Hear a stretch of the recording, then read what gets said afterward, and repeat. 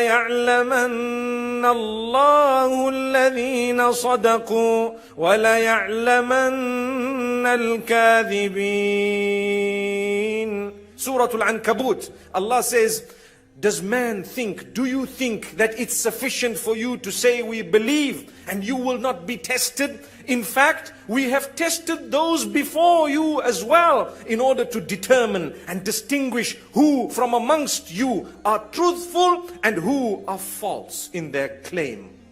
So, this is why if you were to take a careful look at Surah Al-Baqarah verse number 155, Allah says quite clearly, we will test all of you. You know, it's like a college. It reminds me of a college where, you know, someone in charge is telling you every week you're going to have a test. And every month you'll have a slightly more difficult test. And every year you're going to have a major examination. If you graduate, guess what? We're going to make it more difficult for you. Was it easy? No. I spent sleepless nights. I worked hard. I gave up my iPhone, imagine, because I needed to study. I gave up my games, my Facebook, my Twitter, my Instagram, because I needed to study. Wallahi, the exams of Allah are far more important than those. The problem is, my brothers and sisters, in patience we become impatient. You know what that means? We say, okay, I'm going to forgive. And after a while you say, oh Allah, I'm still waiting. You are becoming impatient. That's why the hadith says, يُسْتَجَابُ لِأَحَدِكُمْ مَا لَمْ يَسْتَعْجِلْ. Beautiful narration. When you make dua to Allah, you call out to Allah, oh Allah, give me, oh Allah, grant me. Allah says, we will give to all of you for as long as you are not impatient. So the Sahaba radiallahu anhum asked a question, what is this impatience? What do you mean impatience? He says, for one of you to say, I called out and I called out and I called out, but Allah didn't answer. That means you became impatient. Allah knows. The Prophet ﷺ clearly says, get close to Allah during times of ease. The problem with us is we only get close to Allah during times of difficulty. Well, that's good, it's good, but there is something better. What is better? Times of ease. You have no problem right now. You have a job, you have a wife, you have a husband, you have children, you have a car, you have a house, you have a good salary, you have everything else, you have peace, you have serenity, you have... Get close to Allah now. When we backbite, we are sowing a seed of evil. That will grow a lot of evil that will come back to us. But when we fulfill prayer, when we are charitable, when we give that which is good in the cause of Allah subhanahu wa ta'ala, we're sowing a seed of goodness. It will grow in goodness and come back to us. You will notice many times in the Quran, many places, Allah links two things.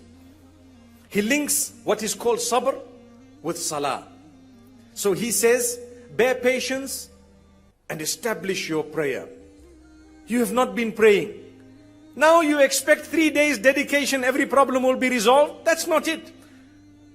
If you were not studying for so many years, suddenly you study for 3 days and you want to get a doctorate, a master's, whatever. It doesn't happen. It will come with hard work. Dedicate yourself. Perhaps, fulfill it for a year and you see things start opening one after the other. Oh, I'm earning, my money is getting wasted. I don't understand. My brother, my sister, perhaps you are doing something prohibited. Perhaps you are engaged in haram. Your money is being wasted. There is no barakah, no blessing. My brothers and sisters, when you go through difficulty, sometimes you think it is bad for you, but Allah knows it is the best thing for you. I give you an example.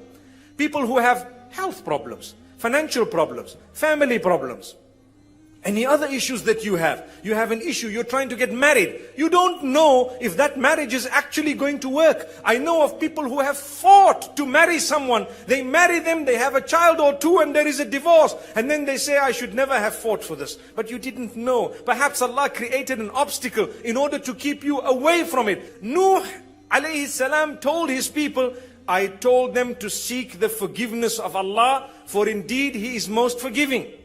He will open the skies with beneficial rain as a result. And He will grant you wealth and children that you so desperately want. Amazing. Now, it is wrong for us to say, I am praying because I need money. I don't have money. Today we were taught, if you pray, you will have money. Or if you ask Allah's forgiveness, you will have money. So I am only seeking forgiveness to have money. The intention is wrong. Because that wealth, that sustenance, those children, are a byproduct. Byproduct means you will seek the forgiveness of Allah because you are remorseful regarding what you've done. You will pray because you consider it an honor and an obligation unto Allah. And Allah says, as a result of that, your door will be opened and we will start providing for you. Slowly but surely. Going back to the verse, Allah says, Allah will test you with hunger. We started with fear and hunger. And lack of wealth or loss in produce or loss of life. All these things are mentioned in this verse. Then Allah says, give good news to those who are patient, those who bear sabr, those who are understanding the control that Allah has of entire creation.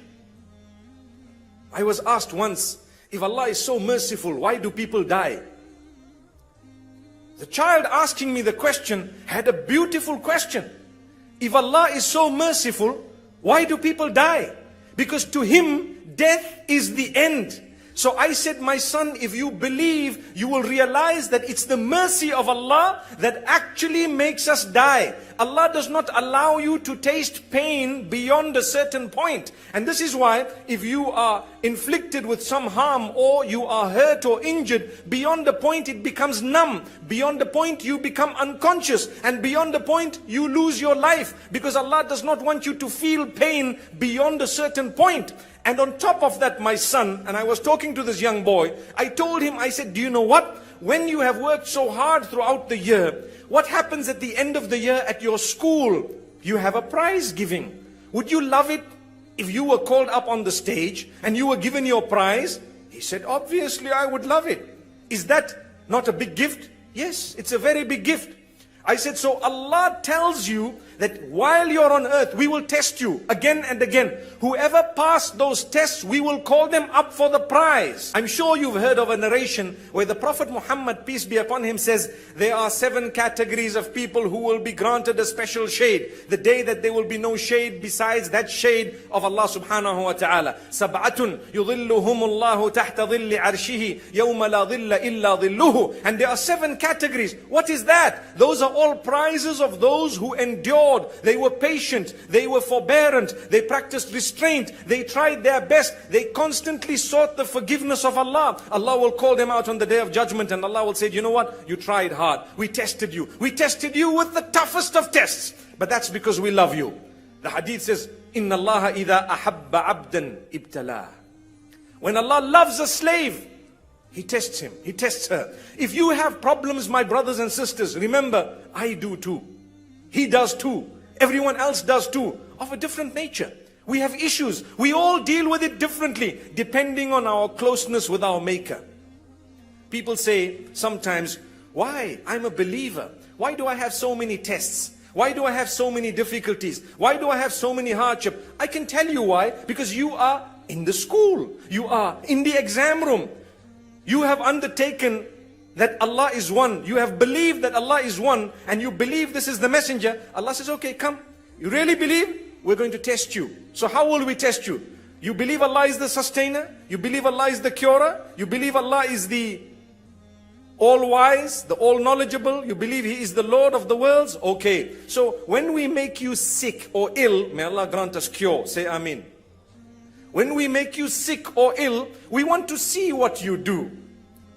Will you employ methods that are against what we have taught? Or you will do that which is permissible. You go to the doctor, you may want to read some Quran, you may want to look after yourself. There is something called mu'awwidat. Mu'awwidat meaning those chapters of the Quran whereby if you were to read them, you would be protected from the devil and his progeny. You need to read them morning and evening. It is like medication. If you have high cholesterol and the doctor tells you, you need 5 milligrams of Crestor every single day. At this time, what will happen if you miss it? If you stop it? Your cholesterol levels will go high. The same applies. If Allah tells you to protect yourself from the devil, you need to read the last 2 surahs of the Quran, or you need to include with it Ayatul Kursi, which is a verse of the Quran in Surah Al-Baqarah. And if you don't do that, don't blame anyone when you become ill or sick.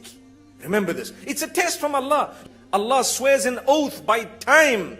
Allah says, I swear by time that all mankind is at loss. All mankind is at loss except for those who believe and do good deeds, and they encourage each other, or they remind each other. They constantly remind each other regarding the truth, and they constantly remind each other to bear patience. Wow. Wow. Subhanallah. Constantly, if I see you, you're in a difficult time, difficult situation, you are my perhaps son or daughter or spouse or whoever else you may be to me, just a normal person, it is my duty, if I'm a good believer, to tell you, don't worry, everything will be okay. It's fine. It will be okay. Turn to Allah. Don't lose hope. Continue. We're all struggling. We're all going through challenges. Keep on going. Don't give up. Those words are so powerful, my brothers and sisters. Use them often. If you trust Allah subhanahu wa ta'ala in the proper way, He will sustain you just like He sustains the bird. He will look after you. Now, some people sit back and they relax and they say, okay, Allah says He will look after me just like He looks after a bird, so let me just sit back and wait. I can be lazy, I can be anything, whatever is written for me will come. Wallahi, the hadith is not complete. The hadith says, meaning what we've spoken about so far, we still need to speak about the end of the hadith. It says, that bird leaves the nest with an empty belly in the morning. It goes out and comes back at the end of the day with a belly that is filled. Where it got its food from? The help of Allah. But it worked hard throughout the day. Many of us work very, very hard. We work hard. Allah will give you. Allah will provide. Keep on calling out to the owner of sustenance. The difficulty is sometimes the glamour of the world overtakes us in a way that we don't realize the owner of the money that we're looking for is actually the maker who made us. So when we get closer to Him, we become wealthier people. Subhanallah. It's amazing how these 60 work. Now, this is not from the hadith of Rasulullah sallallahu alaihi wasallam, this division. This is just from our experience. We will notice that the first portion of your life, people of the previous generation are teaching you what life is all about. The middle of it, you are living your life. The end of it, you are busy teaching other people how to live the life. It goes to show you where Allah says, إِذْ قَالَ رَبُّكَ لِلْمَلَائِكَةِ إِنِّي جَاعِلٌ فِي الْأَرْضِ خَلِيفَةً. Remember when Allah subhanahu wa ta'ala, when your Rabb told the angels, I am creating a Khalifa on earth. What is the meaning of Khalifa? One of the meanings is those who come one after the other. That is all. One of the meanings of Khalifa. That means I came, my parents taught me, I led a life, I teach my children, I leave, they lead their lives, they teach their children, they leave, and so on. It's amazing how this is the plan of Allah subhanahu wa ta'ala. So I will face challenges. I was created in order to face the earth, and the earth is not simple. It is filled with obstacles. Just like if you were to enroll into a beautiful college that has a very high name in terms of education in your country, it's not going to be a walk in the park, subhanallah. It's going to be difficult. You need to be facing examination after examination and test upon test. And guess what? The more qualified you become, the more difficult the tests are. To get up early morning to read Salatul Fajr, subhanallah, is not a joke. Get used to it. It becomes your habit. You will open your eye automatically at the time of Salah because you're used to it. Your body has this computer that is amazing. That's a gift of Allah. But if you're a person who sleeps any time, any day, you're not worried about it, it's going to be really tough. You put 1 clock, 2 clocks, 3 clocks, and each one of them you press snooze, snooze, snooze, and still, when you snooze, you lose. So you've lost your Salatul Fajr. Allah says, oh, you who believe, seek assistance, seek help. Help regarding what? Your issues, your problems, whatever you have. The assistance you will get will be through two things, two major things. Sabr and salah. Bear patience, and I've explained to you the three aspects of it. And fulfill your prayer. Why fulfill your prayer? You develop your link with Allah. You develop your link with your maker. I tell you, the more patient you are regarding abstaining from prohibitions, the more sweetness you derive from this beautiful salah. Indeed those who are conscious of Allah meaning you fulfill the obligations as best as you can, you abstain from the prohibitions as best as you can, you seek the forgiveness of Allah as best as you can. That is the consciousness of Allah. Consciousness of Allah is to create a barrier between you and Allah's displeasure by fulfilling His commands and staying away from prohibitions. That is the consciousness of Allah. It is called taqwallahi. So whoever is conscious of Allah and bears patience, Allah will not waste the reward of those who do good. Imagine Allah calls them muhsineen. Allah says they are the ones who do good. Who is a doer of good? A doer of good is a person who has taqwa and sabr. How do I know it? Because it is in this verse and it is in several other verses as well. Allah will not waste your reward. When you were patient, Allah will give you.